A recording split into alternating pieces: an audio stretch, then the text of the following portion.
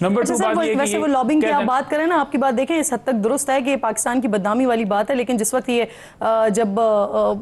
Team आ रही थी हमारे पास उस वक्त जो लॉबिंग हो रही थी, या फिर अभी पिछले दिनों अमेरिका में जो कुछ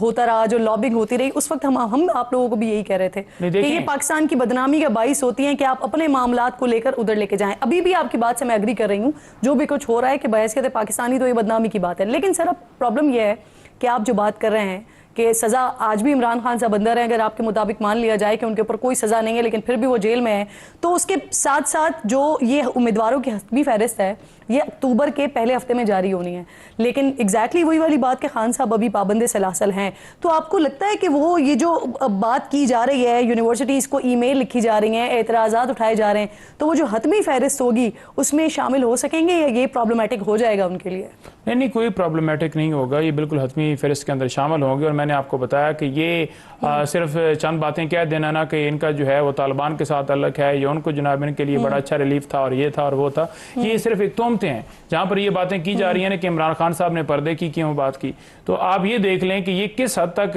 जो एक फॉर एग्जाम्पल एक बंदा कहता है कि पर्दा होना चाहिए, तो उसमें कोई गुनाह भी नहीं है। अगर उसने कह दिया है तो आप जो है उस चीज़ को भी वहाँ पर उठा रहे हैं कि जनाब नहीं जी नहीं, ये तो पर्दे की बात करते हैं और आपके मुताबिक तो सूटेबल नहीं हो सकते। यानी किस हद तक आप गिर रहे हैं। जहाँ पर वो मदीना की रियासत की बात करते हैं, आप कहते हैं कहाँ पर मदीना की रियासत है, और अगर वो कोई जिक्र कर देता है किसी बात का तो आप कहते हैं जी कि नहीं देखें जी ये तो बिल्कुल यहाँ पर क्वालिफाई नहीं करता, तो इसने गलत बात की है, पर्दे की गलत बात कर दी है। तीसरी बात यह है कि इमरान खान साहब अगर जेल के अंदर हैं तो वो कोई ये नहीं है कोई जेन्युइन केसेस हैं, बल्कि पॉलिटिकल केसेस बनाए गए, झूठे केसेस बनाए गए। जो ही मामला किसी ओपन कोर्ट के अंदर जाता है तो वो सजा भी नहीं लेती और ना वो केस बचता है। तो पाबंदी सलासल ही ना, सवाल ये है। बिल्कुल ठीक, आपका पॉइंट इस पर आगे आखिरी आपने जो चीज की थी लॉबिंग की बात की थी, देखें पता ने रिपोर्ट दी, उन्होंने कहा जी कि अमेरिका के अंदर जो है वो वेबसाइट इलेक्शन कमीशन की नजर नहीं आ रही थी और वहां पर लोगों ने कंप्लेन की। हमने जब अपनी आईटी के जरिए चेक किया तो वो साबित हो गया कि वाकई ये हो रहा है कि इलेक्शन कमीशन ने अपनी वेबसाइट वहां पर बंद की है। तो क्यों वेबसाइट बंद की है? अगर हम वहां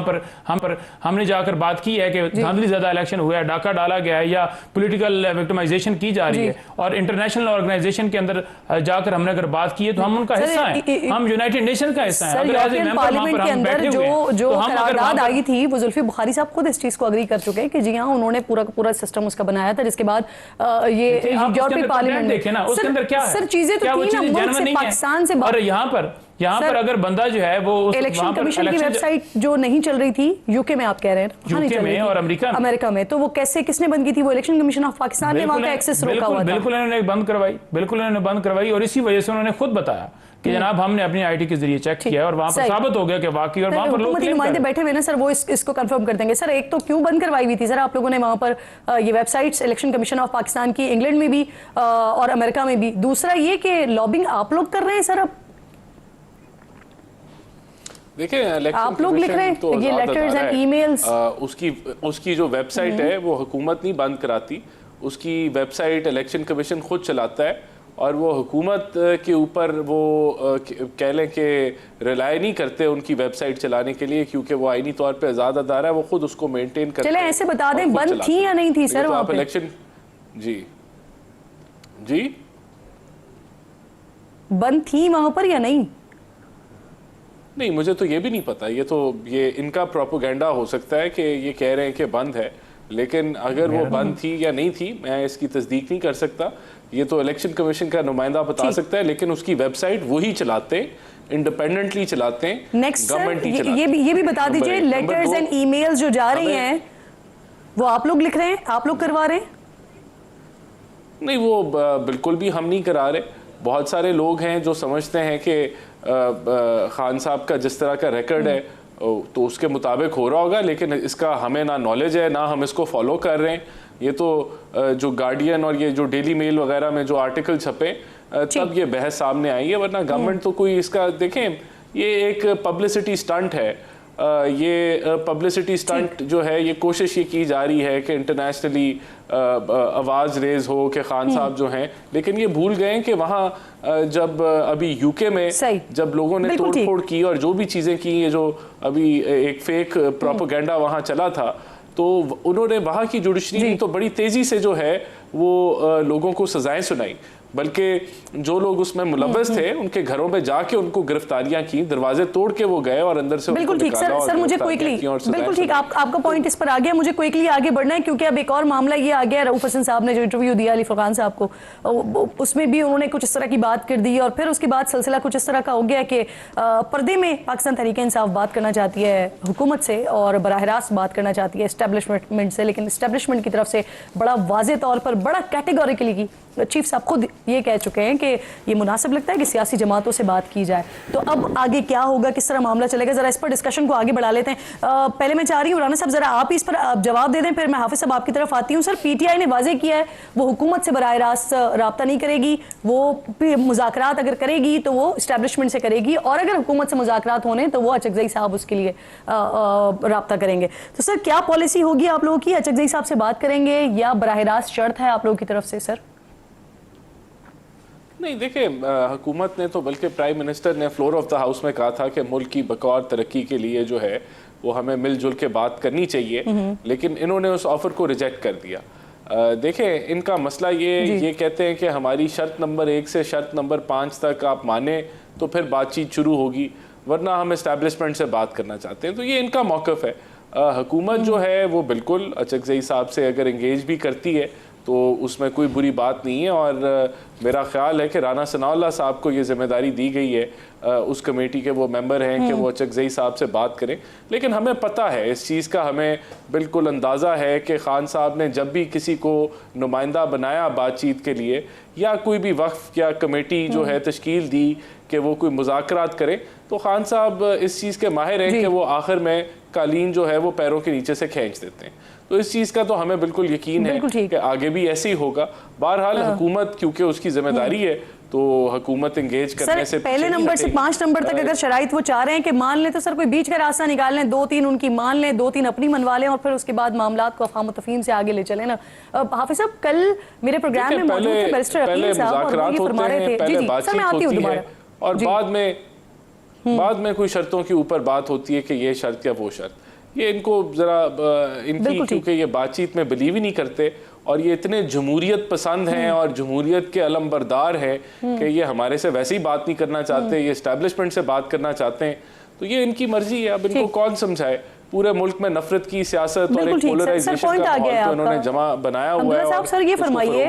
हुकूमत पीटीआई के साथ भी बात कर रही है, एहसान साहब मुझे मौका दीजिए ना प्लीज। सर बात हो रही है पीटीआई के साथ भी और मुज़ाकरात हो रहे हैं पीटीआई के आपके साथ भी हुकूमत के साथ भी। कल बैरिस्टर अकील साहब प्रोग्राम में साथ मौजूद थे जब वो मुलाकातें हुई हैं, पीएम साहब की मुलाकात हुई है, प्रेसिडेंट साहब की मुलाकात हुई है, बाकायदा बंदूक का तोहफा भी दिया गया है मौलाना साहब को। तो बता रहे थे कि मौलाना साहब ने सोचने के लिए वक्त मांगा है और साथ साथ वो ये भी कह गए हैं कि ऑफर्स ऐसी करनी चाहिए या ऐसी होना चाहिए कि फिर सामने से इनकार ना हो सके। तो सर क्या ऐसी ऑफर कर गए हैं वो जो सोचने के बाद इनकार का मार्जिन नहीं छोड़ा आपके पास? नहीं, देखिए किरण के मौलाना साहब को बिल्कुल पीटीआई वाले भी बार बार मिलने के लिए आए, वो तशरीफ़ ला चुके हैं, हमने बिल्कुल उसको वेलकम किया है। और मौलाना साहब से मिलने के लिए आसिफ अली जरदारी साहब भी आए, मिले, सिर्फ मुलाकात तक महदूद थी उनका आना और कोई बात नहीं थी। और मियाँ शहबाज शरीफ साहब आए, मिले, चूँकि इन तीनों मुलाकातों में मैं शरीक नहीं रहा, लेकिन जहाँ तक मेरी मालूमात है, जहाँ तक मैंने दोस्तों से सुना है या मीडिया पे देखा है या पढ़ा है, तो वो यही है कि चाहत ये है हुकूमत की कि मौलाना साहब साथ हो जाए, क्योंकि उनका साथ होना ये और मौलाना साहब की चाहत क्या है सर?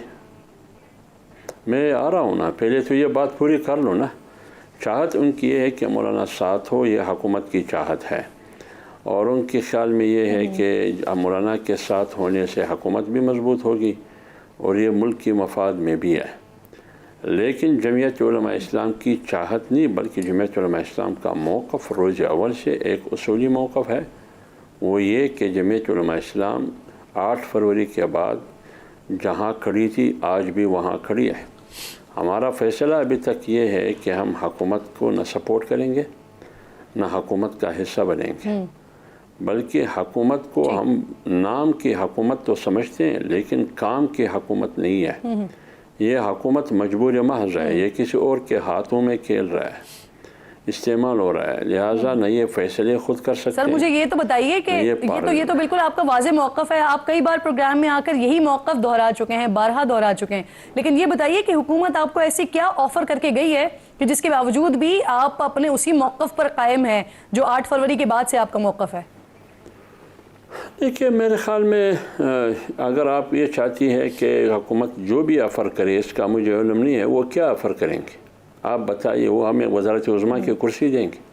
शहबाज शरीफ मुस्ताफ़ी हो के वो कुर्सी हमें देंगे, आप आइए आप वज़ीर आज़म बने, या जनाब आसिफ अली ज़रदारी साहब अपनी सदारत की कुर्सी खाली करके मौलाना के हवाले करेंगे, क्या ऑफ़र करेंगे? कोई वज़ारत मज़ारत देंगे ना। हमारा इतना बड़ा मौक़िफ़ है, इतनी बड़ी जंग है। वैसे आपको लगता है कि आपको जो मैंडेट मिला है इन दोनों में से कोई भी कुर्सी आपका हक बनती है या आपको ऑफर होनी चाहिए? नहीं, मैं आपको ये कह रहा हूँ कि अगर वो, मेरे कहने का मकसद ये है, अगर आसिफ अली ज़रदारी साहब सदारत की कुर्सी और मियाँ शहबाज शरीफ साहब वज़ारत उज़्मा की कुर्सी भी मुहैया करें तो जमीयत उलमा इस्लाम का मौक़िफ़ वही है जो 8 फरवरी के इलेक्शन के बाद जो मौक़िफ़ था वही मौक़िफ़ उसी पे खड़ी है जमीयत और उसी पर कायम है। बात ये मामूली चीज़ों की ऑफ़र की जो आप इशारा करते हैं, कोई वज़ारत, कोई मुशीर, कोई प्लाना, ये हमारे सामने इतनी बड़ी तहरीक और इतने बड़े मौक़िफ़ और एजेंडे के सामने कोई हैसियत ही नहीं रखता। लिहाजा ये शाम खाली है उनकी, ये जहन से निकाल दें, हम उसूली जंग लड़ रहे हैं। बिल्कुल ठीक सर।